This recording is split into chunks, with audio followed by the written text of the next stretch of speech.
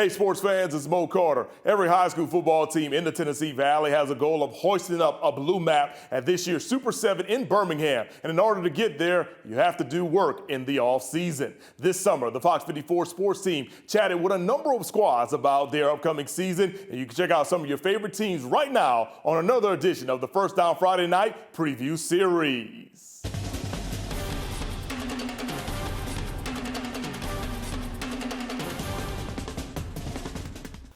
Kenny Morson, head football coach, Florence High School, starting year 4.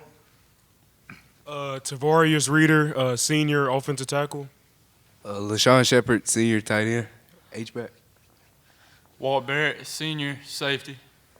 Carter Graves, receiver, athlete. Senior.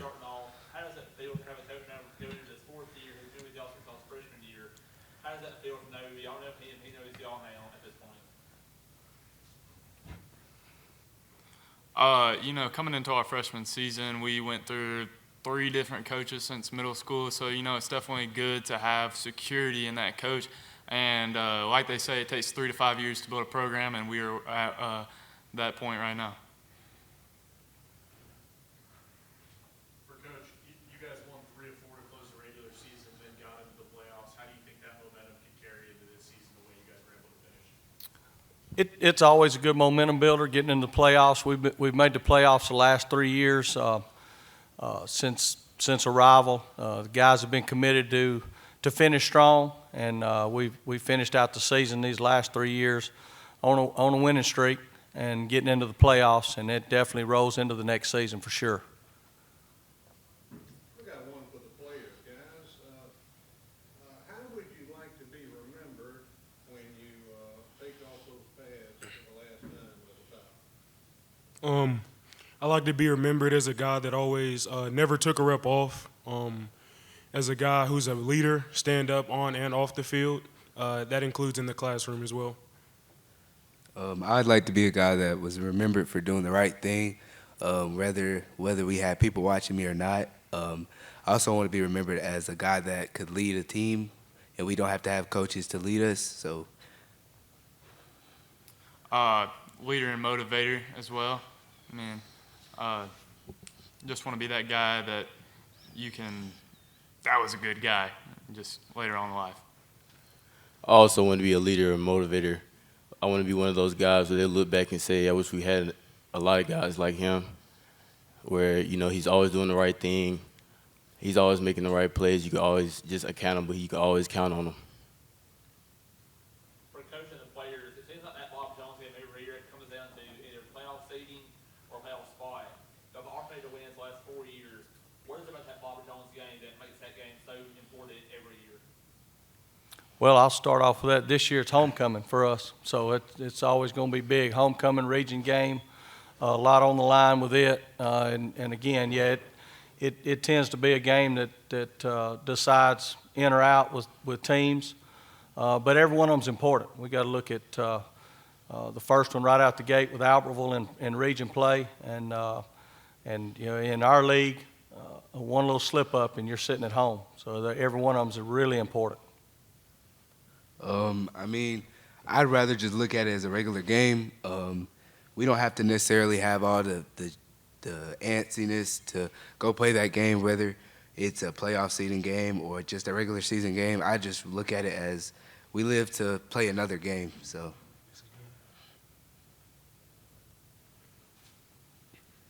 Coach, this is now your 4th year at Florence. How do you continue developing your leadership and your culture as time keeps going forward? Well, it's just about being a role model for these young men and being consistent with it. That's the biggest thing at Florence. Prior to us arriving, there had been a lot of turnover. And these guys have been committed to us since the first day we arrived there. As you can hear what their answers are here, it's fine young men in our building, great young men on this stage, and it's throughout our locker room. Florence may have gotten a bad rap in the past, but we've got some great young men in our building that are working really hard to do the right things. And that comes with consistency and being here and them allowing me to continue to be here year 4. hopefully continue to be here on down the road. Coach, you start with Hillcrest Tuscaloosa.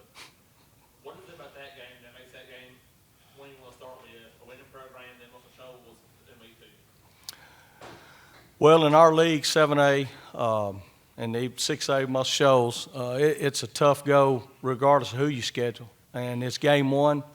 You know, the biggest thing that we preach to our guys, too, it's really about us and our work ethic in the off season, our work ethic at practice. We preach a lot about it's us versus us. We got to look in the mirror and take care of us first. But Hillcrest is a really challenging program to start with. They are very talented across the board, got several Division I commits, but it's a good test for us right out the gate to see where we are. And it's a great test to prepare us for Muscle Shoals in that following week. And, you know, Muscle Shoals is always going to be a test for us as a rival across the river. And Coach Bazin does an outstanding job with that team. And both those teams only prepare us for our region play. Coach, we were over visiting with you earlier this year on the coach's committee tour. You were talking a little bit about your time at Decatur and your time in Lincoln County. Some of these coaches that's had the impact on your career. Tell the listeners a little bit about that impact that these coaches made on your life. Yeah, I've been very fortunate in my career to be around some really good coaches. I started off at Colbert Heights here with Leroy Willis as the head football coach. What a great man. And we'll never get the credit for the person he is and the football program that he built up there. Take all the wins or losses away. What a great man to work under and see what it's like at a smaller school for my future. And then worked with Jerry Adcock at Decatur High School 22 years. Was very fortunate to be under him, like a second dad to me. And everything that I have brought from there to Fayetteville, Tennessee, when we went up there as my first head coaching job and coming back here, is what's instilled with me from those guys. And I've been very fortunate to be around some really good coaches. Worked with Bob Godsey and Alan Creasy, and I mean, just the coaching tree from Decatur High School is long and far-reaching. And again, I'm just fortunate to be a part of that in my career. Question here for the players. Over the time, you know, like I said, fourth season going into it, so pretty much since y'all known Florence Falcons football from high school to junior high, Coach Morson has been the head coach there. What's it like to know when, you know, what you're going to get into every spring, and then when in the off season, and also when the season turns around, having the same coach? One thing about this man, he always sees what our potential. He sees we may not be at our peak potential, but he does everything in his power to, you know, get us at that peak. And I know that he's gonna have a great, well, exercise or whatever workout. We're coming in with a chip on our shoulder this summer, the spring, until August, and then. Hey, all I want to say is we coming in with a chip on our shoulder. As I said earlier, I mean, it's great to have that security. As we have 2 new coordinators this year, he was the big one saying, change is a thing, but we got to sit there and work. And, you know, we got a new slogan this year, burn the boats. And, you know, we're just moving forward, keeping, as he said, chip on our shoulders and putting our head down and working.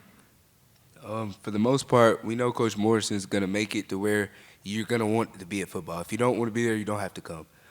So we know that we're going to get pushed to our limits, but that's what we need to prepare us later on into the season. So, you know, we'll be ready by the time, you know, other teams might be ready to quit, but we won't quit because we've been pushed to our limits already. So.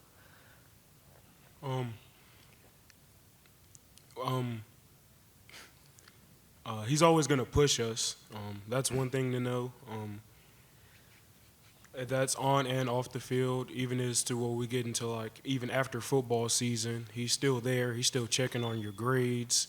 He's making sure that you can play at the next level, and because that's what he wants for all of us if that's what we want. Coach Morrison, Class 7A decided to kind of change up the postseason structure last year, you know, allowing this region to go down and play, you know, the Opelika and Central Alabamas. I'd just love to get your thoughts on the change. I talked to Coach White and Bob Jones yesterday. He thought it was pretty good because of the opportunities that, you know, North Alabama I have not even looked at it. I know that 4-hour trip to Opelika was a long trip. Yeah, it's tough on us being in this northwest corner wherever we go. 7A, you know, the top 32 in the state. I mean, it's a tough road wherever you travel. And you know, last year we did it to ourselves, being that seed that we were in and having to travel down there. You know, we gotta make it where we're staying at home and playing. And a 1 or 2 seed, we want to win the region championship year in and year out, and that'll keep us away from that long travel. But it was a tough go. That's with the way the state's trying to set it up, it's tough travel for everybody each week. A brand new season of Fox 54's First Down Friday Night begins on Friday, August the 22nd on Fox 54 and the Fox 54 Plus app.